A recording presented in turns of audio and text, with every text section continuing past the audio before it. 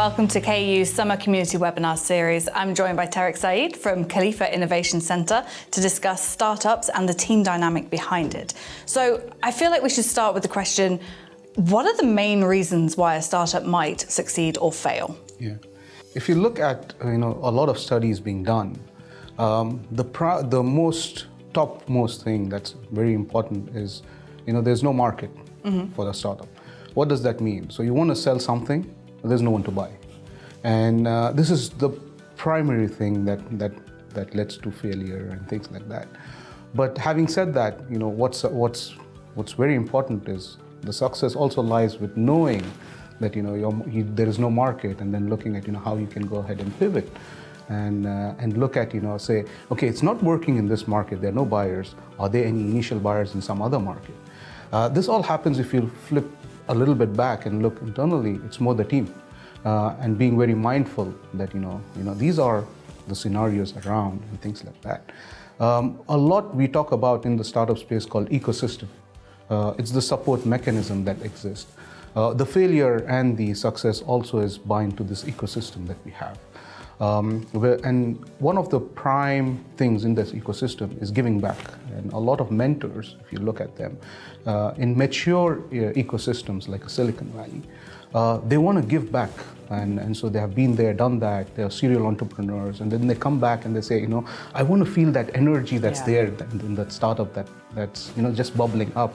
And so they want to give back, and it's no strings attached kind of. So they say, I want to help you out, but if you succeed and do, just make sure that you somewhere down the line mention that I was part of that journey, which is very different kind of a mindset on an ecosystem front. But mentors are prime important people in the ecosystem. If you classify them across, it's like been there, done that, so they're serial entrepreneurs, or they're subject matter experts. Specifically, they know, they're more on the business side, or on the operations side, on the finance side, or specifically on the technology side, they can provide more insights. But also they are mentors on the startup journey side, like investor relationship, or how you can go ahead and commercialize something. So these are subject matter experts. And then you have another set of mentors who are more like door openers. So there we call them, the business developers or people who connect, and one connection can do wonders. So a core focus, if you want to, if success and failure can be, categorized in that way, is a support mechanism. One, and two, I think, is also the mindset of the team that's trying to run. So it sounds like there's quite a lot of people involved for a startup, but could a single entrepreneur succeed? Yes and no. Okay. It's a debate in the startup world where they say single founders can work. I am very much say that yes, they can. Yeah. It depends on the style. So as a founder, you're not an inventor, but you're looking at how you can take forward this innovation. So there's something that is there that you can go ahead and commercialize.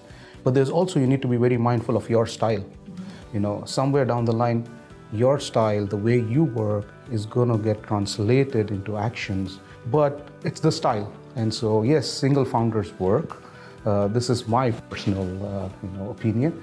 But you need to be mindful that as a single founder and in the startup journey, it's a long journey. It's very lonely at the top. And you need people to bounce around ideas and things. So the founder, specifically a co-founder, can actually help you in having those difficult conversations, which you might not want to have with someone external. So yes, having a co-founder also works, but at the end, it's your own style that you need to gauge. So how would you find the perfect co-founder? So finding the perfect co-founder depends, as I said, you need to know your style. Once you know your style and what you're trying to do, you need to be mindful that in a startup space, there are three kinds of specific subject matter expertise you need. One is the business guy, the other is the technology guy, and then you want someone who is good at marketing. if you are able to fit yourself and say, oh, I'm more the marketing person, then you look out for a business person and a technology person. Or in a university, because you have your technology expertise and you're somewhere down the line learning all this, you might gauge yourself to be a technology person, and then you say, okay, I'm very mindful that I can find a business person and a marketing person. Now bear in mind, it's different when you look at big organizations and then you look at startups, right? Here you might say I'm good at a technology, but then you need to know about the business and the marketing sides. So you might lead in the technology, but that doesn't stop you from saying, I'm collaborating with all the co-founders on the business and the marketing side as well. So this is a little bit of a shift from the usual kind of teams that you have. And if you've found these people that you want to bring into your business and go forward and launch your product, how would you make sure they're the right fit? There are two aspects to this. One, you have expectation as a founder or as an inventor. You have expectations to say, I want this co-founder to go ahead and do this. I want this co-founder to go ahead and build my operation, or be that person who's running daily things. Or I would say, I have trust in this person because he's my friend. Do I actually see that he can eventually become a co-founder? So initially you're looking at gauging that personality or that gap that exists to say, okay, I need a business person or I need a marketing person. But later on, you're also looking at how you can go ahead and find that chemistry, which we say, or that connect that can happen. Now, if we look at how you can go ahead and find them, you need to network. And this networking can only happen by you knowing what you need from them. And then you're starting to have that conversation and trying to find, okay, can I go ahead and now introduce that, I need you to be part of my journey? So that's a call that you need to take at that time. So there's a certain level of stress testing before you go ahead? Oh, very much, very much. I think here specifically, you're building the team, right? It's not like in a university setup, maybe, you have 5 or 6 helping hands, or you're looking at, a few of the colleagues joining hands and saying, oh, we have the same skill, and then we are going ahead and building a project and doing things. Here you want, people who have some subject matter expertise or can go ahead and lead that. At the same time, they complement what you're doing as well. So there needs to be that complementary factor there. And you're gauging all this initially. You don't want to go ahead and sign them up as a founder or co-founder and then regret later on to say, did I make a mistake? And the problem in the startup world is you can go ahead and rectify that mistake, but there is a consequence around it as well, right? So you might end up losing a little bit of equity, a little bit of, your personal thoughts might end up changing. You'll go like, no, I will be very apprehensive the next time I get a co-founder and things like that. So that's where stress testing helps. You want to make a clear conversation with them to say, yes, we understand that you're very passionate about what I'm trying to do, but let's give it some time and let's try understanding if this is going to work. If it's not going to work, well and good. If it works, then we can go ahead and look at a formula where we can compensate as well. So that we can then go ahead and sign our contract. Yeah. So the other problem is, if it's my product and I've spent a long time developing my solution and I want to take it to market, how would I know that any co-founder I had or any team that I develop have the same drive and commitment to this product? It's not, it will be theirs if they join my team, but they don't have that same starting passion that I have. True. I think a lot of people try to gauge this based on saying, oh, we'll put in a time tracker. We'll say, okay, how many hours are you committing to this startup? And then you go like, oh, based on these hours, we'll go ahead and compensate you. Or based on these hours or based on these outputs is where we go ahead and say, okay, you're committed and there is drive and there is things happening. But you need to flip it around to say, an operational person is not going to give you the same kind of output that a marketing person can do or a business person can do. And so you need to be very mindful that, there are different pieces of the puzzle that you're trying to build. Everyone operates in a very different way. At the end of the day, you need to go above all these time trackers and all these outcomes to say, is he a long horse? Someone who we can bet on later on? Does he have that mindset? Does he have that person? And somewhere in that journey, you will see that currently you're operating and you need a lot of daily things. Later on, you need a lot of marketing. So you need to be mindful that his time will come where there'll be a lot more work that he would need to do. So being mindful at that level of having this understanding, it's tough. I would agree, it's very tough, and that's where you need some kind of advisory pool that can keep you check, like a third person view who's saying, see, he's there, he's the right skill that you have, and maybe keep him and evolve. So that's where you need to get in to having the right conversation with them, so that the drive that you want to build across is much more comfortable for them. And how would you go about incentivizing the team? So at the startup level, incentivizing is looked upon as something, we have to pay them. Yeah. How he's getting so much amount of money in an organization, and if we want him, we need to match that money. And we tell the startups, at the stage that you are in, or in the startup world, your biggest incentivization is the currency that you have is equity, which is ownership in the startup. And that's the only thing you have for now when you're initially starting off. Later on, when you fundraise and then you have money that you can then go ahead and dispose. So you need to look at incentivizing them for a long term, right? Long term. And that's very important, because you don't want them to come in, get some money, and then tomorrow they change their mind and then they go off.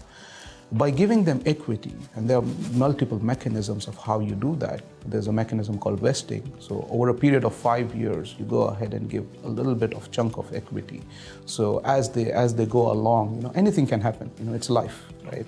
Anything can happen. So but you go ahead and say, okay, in 2 years, if you're going to work with us, you'll get about 2-3% equity over a period of 2 years. But you want to have that longevity in place as well. So we look at incentivization as this one thing, which is ownership or money that you want to do. But the other incentivization is also about how flexible you are and engaging that person, how he works, what's his working style, giving him that flexibility. You don't want him to come every day and work and then take no holidays and things like that. So having that freedom of scheduling things or doing things by themselves is also an incentivization, and you need to be mindful that we tell in the startup world that one of the biggest skills that you need is being empathetic. And empathy is everything towards your co-founders, towards your customers, towards your investors, because at the end of the day, it's not about not only understanding what they're trying to do, but also trying to be in their shoes and see why are they asking you, or why are they saying these things. And it's a long journey, but if we have to point out at one skill that startup world teaches you, is to empathize.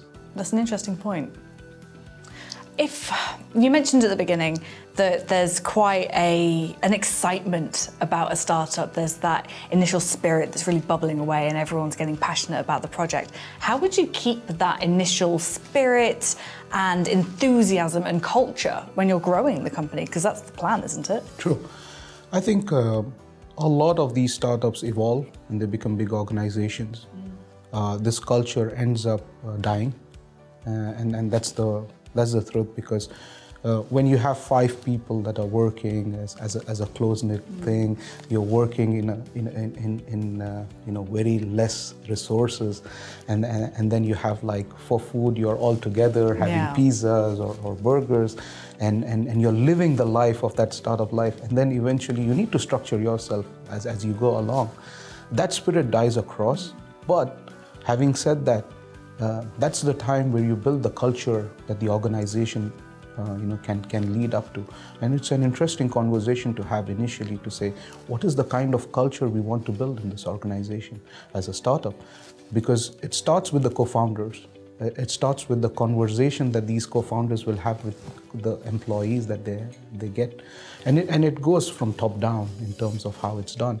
So yes, it dies in terms of that energy, that bubbling, and that's where I said, a lot of the, been there, done that kind of serial entrepreneurs want to feel that energy, because it's a very interesting vibe to have, because the passion that they show is more about, tomorrow we don't know whether we'll be alive as a startup, and we need to do everything. It's now or never kind of thing. So one way is to give back, and the way you give back, you live that passion, and then you bring that back to your what you're doing as a startup, and so you're in that zone kind of. That's brilliant. If you had one piece of advice for a startup company, what would it be? I'll put it this way: there is a lot that we can do by ourselves, but at the end of the day, it is not about you as an individual. It's about how the market responds, how the clients go ahead and do. So you need to have no hard feelings to yourself. Okay. And this is very important. A lot of the entrepreneurs end up saying, "Oh, I tried, there's no one buying it," and then maybe it's my fault, and I have to be blamed, and kind of. I think in the entrepreneurial journey, you have learnings, but you don't have failures. Tariq, thank you very much for joining us and participating in this webinar. You're welcome.